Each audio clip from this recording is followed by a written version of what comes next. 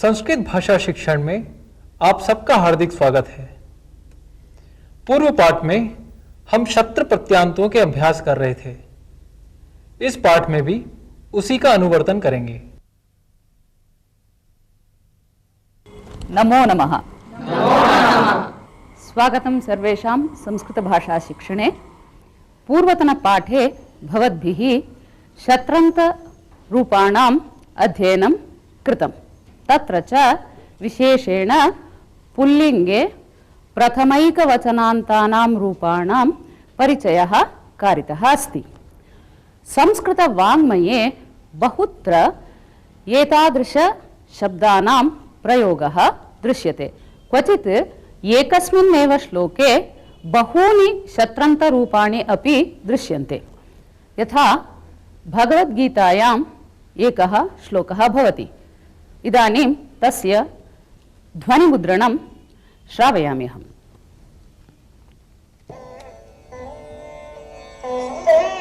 नैव किञ्चित् करोमीति युक्तो मन्येत तत्त्ववित् पश्यन् शृण्वन् स्पृशन् जिघ्रन् अश्नन् गच्छन् स्वपन् श्वसन् प्रलपन् विसृजन् गृह्णन् उन्मिषन् निमिषन्नपि इन्द्रियाणि इन्द्रियार्थेषु वर्तन्त इति धारयन्।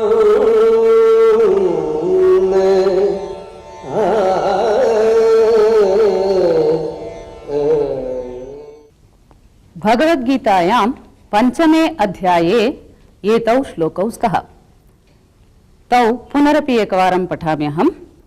नैव किञ्चित् करोमीति युक्तो मन्येत तत्त्ववित् पश्यन् शृण्वन् स्पृशन् जिघ्रन् अश्नन् गच्छन् स्वपन् श्वसन् प्रलपन् विसृजन् गृह्णन् उन्मिषन् निमिषन् अपि इन्द्रियाणीन्द्रियार्थेषु वर्तन्त इति धारयन्। अत्र बहूनि शत्रन्त रूपाणि प्रयुक्तानि सन्ति।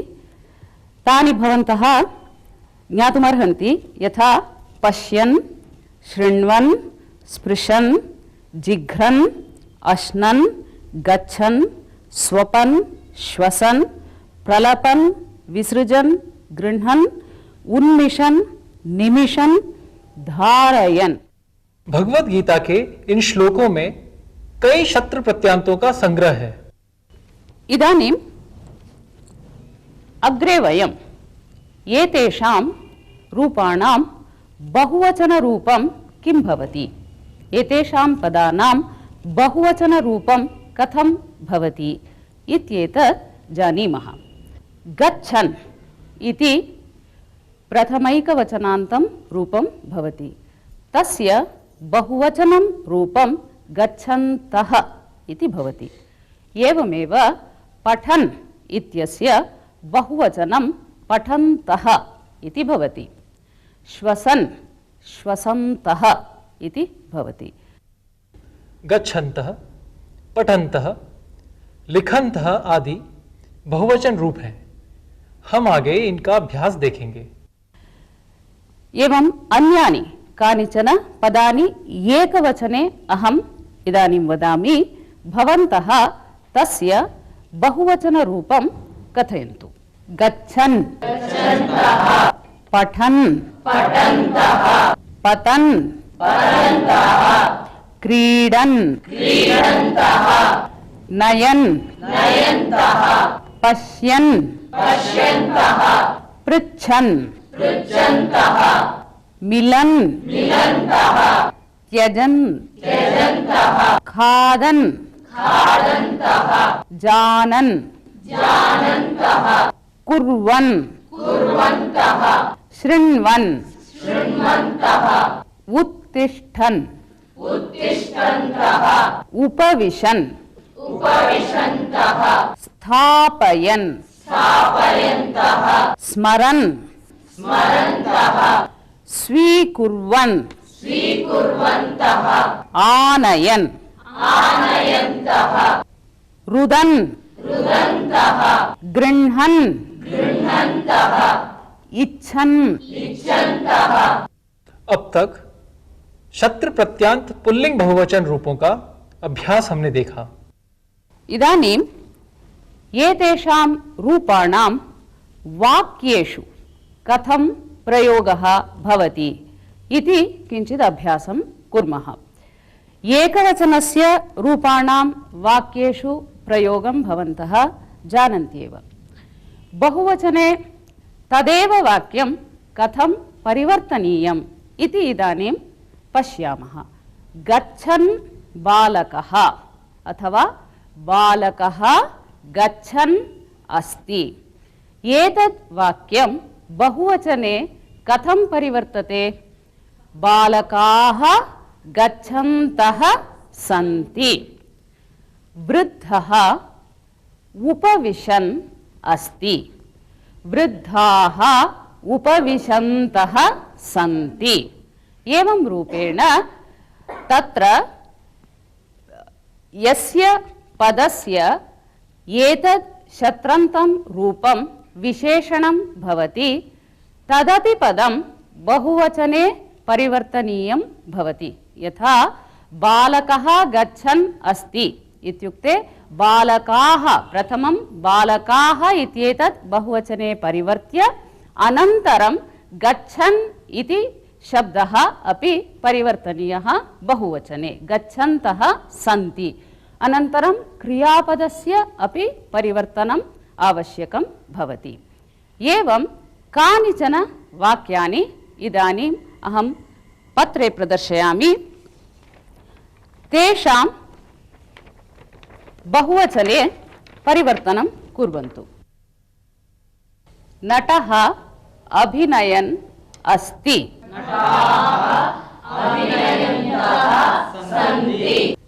ग्राहकः यच्छन् अस्ति।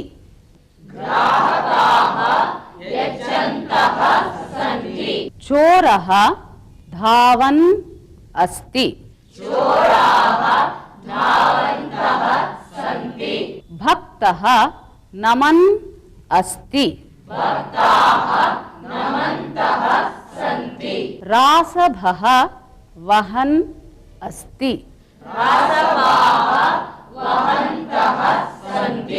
शिक्षकः दर्शयन् अस्ति। वादकः वादयन् अस्ति।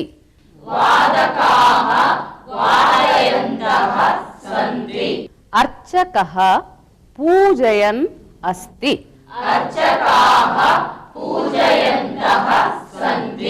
चालकः चालयन् अस्ति। व्याघ्रः गर्जन् अस्ति। अत्युत्तमम्। इदानीं ज्ञातवन्तः यथा एकवचनतः कथं बहुवचने शत्रन्तरूपाणां परिवर्तनं भवति इति। एक वचन से बहुवचन में परिवर्तन भी आपने देखा। एतानि शत्रन्तरूपाणि विशेषणानि भवन्ति। अतः तेषां सर्वासु विभक्तिषु सर्वेषु वचनेषु च रूपाणि भवन्ति।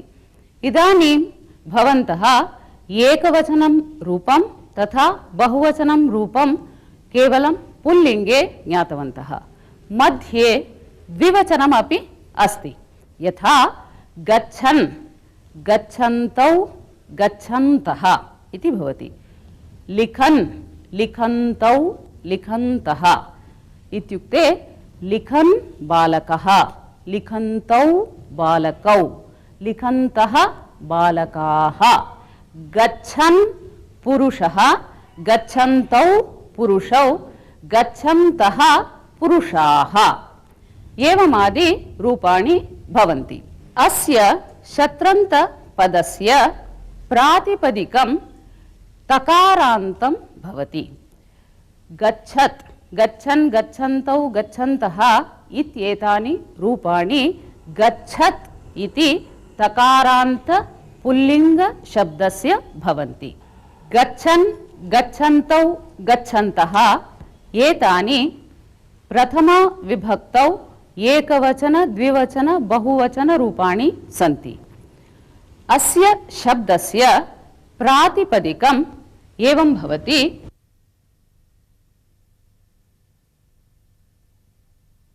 गच्छत् इति तकारान्तः शब्दः भवति। पुल्लिङ्गे अस्य शब्दस्य गच्छन्, गच्छन्तौ, गच्छन्तः इति रूपाणि भवन्ति। एवमेव अन्यानि अपि प्रातिपदिकानि भवन्ति। यथा लिखत्, अस्य रूपाणि भवन्तः जानन्ति, लिखन्, लिखन्तौ, लिखन्तः इत्यादि। पठत्, नमत् इत्यादि सर्वं तकारान्तं भवति। इदानीं कानिचन प्रातिपदिकानि अहं वदामि। तेषाम् एकवचन, द्विवचन, बहुवचनेषु रूपाणि वक्तव्यानि। जिघ्रत्, जिघ्रन्, जिघ्रन्तौ, जिघ्रन्तः। तिष्ठत्, तिष्ठन्, तिष्ठन्तौ, तिष्ठन्तः। वदत्, वदन्, वदन्तौ, वदन्तः। हसत्, हसन्, हसन्तौ, हसन्तः। धावत्, धावन्, धावन्तौ, धावन्तः। जयत्, जयन्, जयन्तौ, जयन्तः। अपहरत्, अपहरन्, अपहरन्तौ, अपहरन्तः। कुप्यत्, कुप्यन्, कुप्यन्तौ, कुप्यन्तः। शत्रन्त पुल्लिङ्गरूपाणि भवन्तः ज्ञातवन्तः। इदानीं स्त्रीलिङ्गे शत्रन्तरूपाणि कथं भवन्ति इति विचारयामः। गच्छन् इति पुल्लिङ्गरूपस्य स्त्रीलिङ्गे गच्छन्ती इति भवति। अहल्या, भवती आगत्य स्वनाम फलके लिखतु।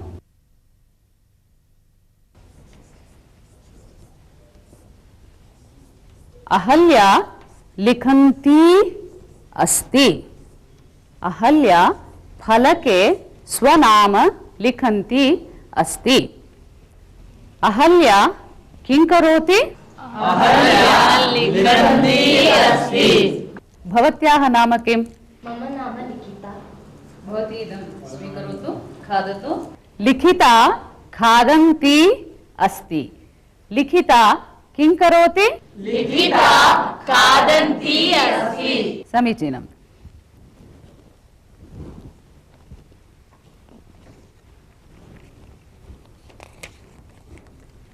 भवती एतत् पुस्तकं पठतु।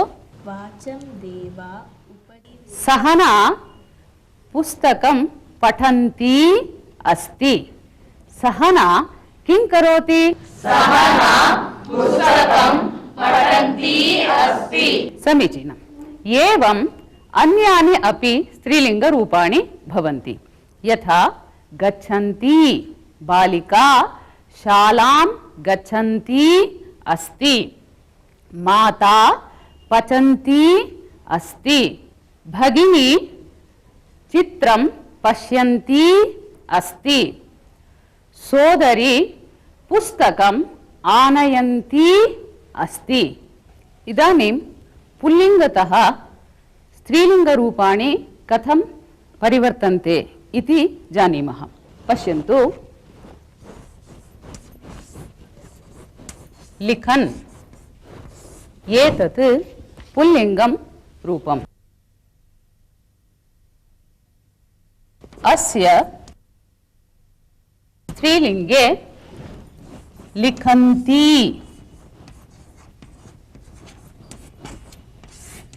इति रूपं भवति। एवमेव गच्छन् गच्छन्ती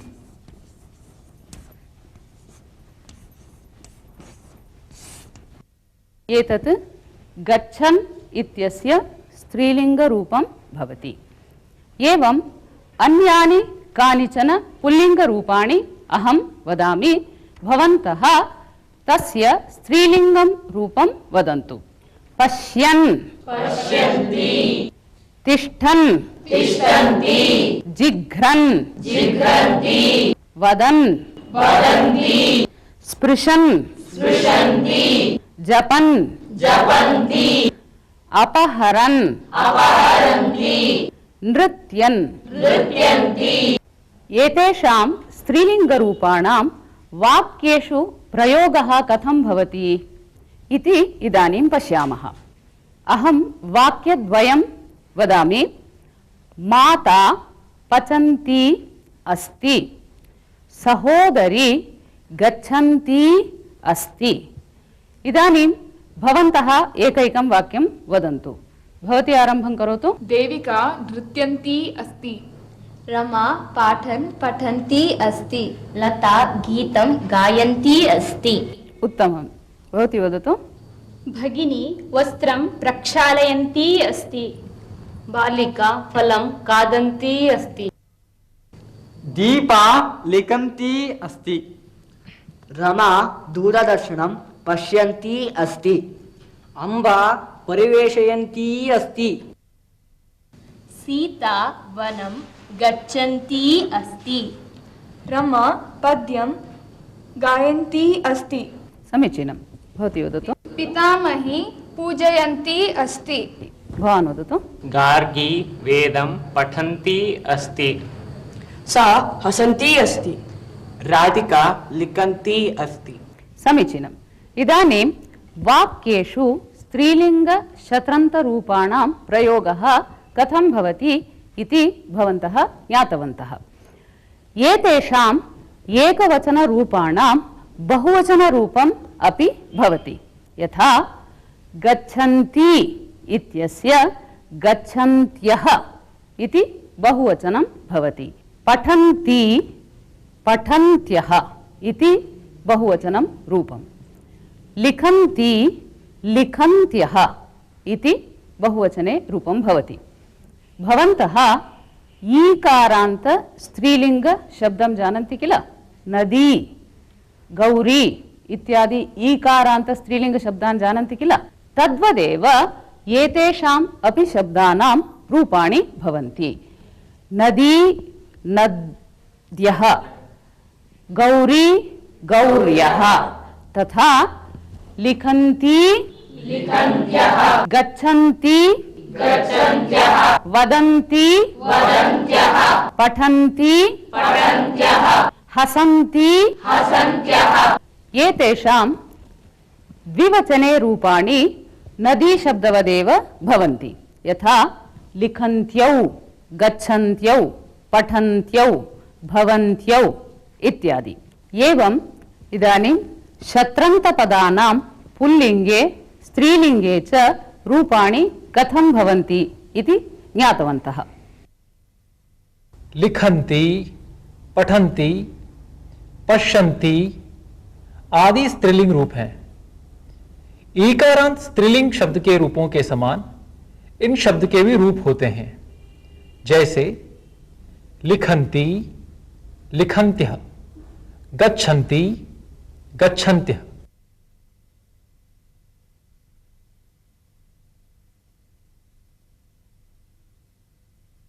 किं चन्द्रमाः प्रत्युपकारलिप्सया करोति गोभिः कुमुदावबोधनम् किं चन्द्रमाः प्रत्युपकारलिप्सया करोति गोभिः कुमुदावबोधनम् स्वभाव एवोन्नतचेतसां सतां स्वभाव एवोन्नतचेतसां सतां परोपकारव्यसनं हि जीवितं परोपकारव्यसनं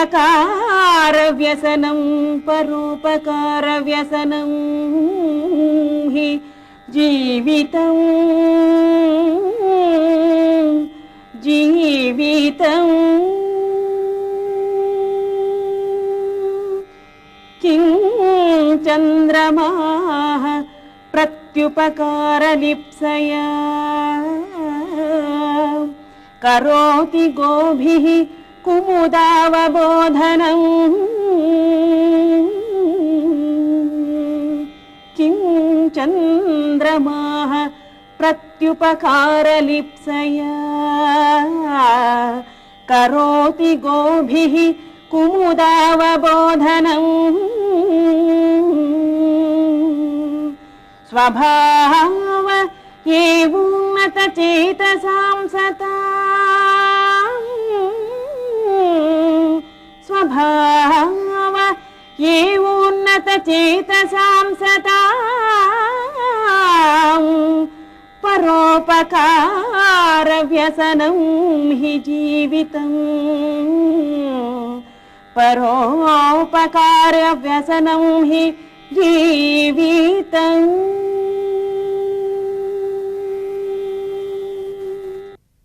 चन्द्रमाः कुमुदानि स्वकिरणैः विकासयति।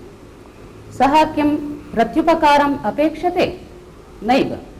एवं लोके सत्पुरुषाः परोपकारव्यसनिनः भवन्ति।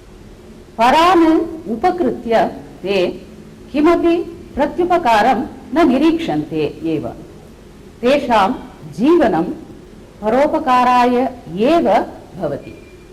सुभाषित का अर्थ, चंद्र अपने किरणों से कुमुदों का विकास करता है।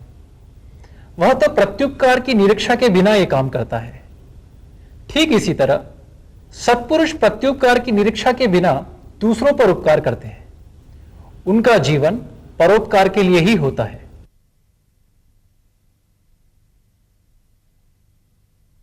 दयानंद सरस्वती वर्यः युवावस्थायां विद्याभ्यासार्थं मथुरानगरीं गतवान्। तत्र गुरुः विरजानन्दः स्वपाठशालायाम् अनेकान् ब्रह्मचारिणः व्याकरणादिशास्त्राणि पाठयति। पाठशालायाः अनतिदूरे विरजानन्दस्य उटजे वासः। पाठशालायाः उटजस्य सर्वाणि कार्याणि ब्रह्मचारिणः एव निर्वहन्ति स्म। उटजस्य स्वच्छतायाः दायित्वं दयानन्दस्य आसीत्। कदाचित् सः उटजस्य सम्मार्जनं कृतवान्। कृत्वा अवकरान् राशीकृतवान्। तत्र द्वारस्य समीपे एव त्यक्तवान्। तन्मध्ये कश्चन तम् आहूतवान्। अतः सः अवकरराशिं तत्रैव त्यक्त्वा त्वरया गतवान्। एतस्मिन् अन्तरे गुरुः विरजानन्दः तत्र उटजम् आगतः। सः दृष्ट्या मन्दः आसीत्। उटजं प्रविशन् सः अवकरस्य उपरि पादं स्थापितवान्। तेन सः बहु कुपितः जातः। पृष्टवान् छात्रान्, कः अत्र अवकरं क्षिप्तवान् इति। ते उक्तवन्तः, दयानन्दस्य इदं कार्यम् इति। तत्क्षणं सः दयानन्दम् आनाय्य दण्डेन तस्य पृष्ठे बहुवारं प्रहृतवान्। कति प्रहाराः गुरुणा दत्ताः इति भगवान् एव जानाति। बहु प्रहारं लब्ध्वा दयानन्दः रोदनम् आरब्धवान्। तस्य रोदनं श्रुत्वा गुरोः मनसि करुणा सञ्जाता। सः पृष्टवान्, मम प्रहारैः महती वेदना जाता वा भवतः इति। परन्तु दयानन्दः किम् उक्तवान् जानन्ति वा? सः उक्तवान्, गुरो, मम शरीरं व्यायामाभ्यासेन बहु दृढमस्ति। तत्र प्रहारैः कोऽपि परिणामः न जातः, किन्तु मां प्रहरतः भवतः करे बाधा जाता स्यात् इति अहं खिन्नः अस्मि इति उक्तवान् दयानन्दः। तत् श्रुत्वा विरजानन्दस्य नेत्राभ्याम् अश्रूणि निर्गतानि। सः उक्तवान्, वत्स, भवान् नूनं दयानिधिः एव अस्ति। भगवान् तव मनोरथं पूरयतु।